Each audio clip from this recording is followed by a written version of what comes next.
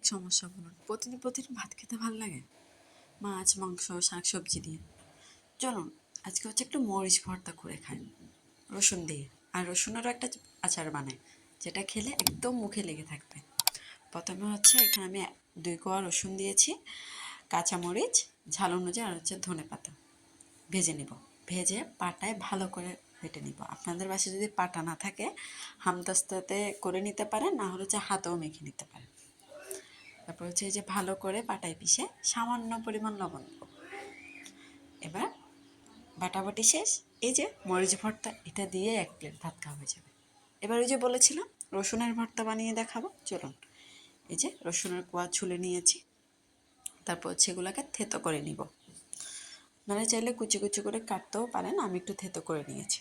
একদম কম উপকরণে, আর মুখে একদম লেগেও থাকবে, একদম খুব টেস্টি।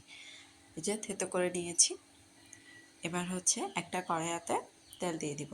আমার কড়াই যদিও অনেকটা গরম হয়ে গিয়েছিল। এবার হচ্ছে দিয়ে দিব, একটু ভেজে নিয়ে ওইখানে হচ্ছে যে লবণ, হলুদ সামান্য পরিমাণ, তারপর হচ্ছে মশলা, আর হচ্ছে যে মরিচের গুঁড়া অনেক পরিমাণ, যেহেতু আমি ঝাল করব। এবার একটু সামান্য করে পানি দিয়েছি, যেহেতু পুড়ে যাচ্ছিল।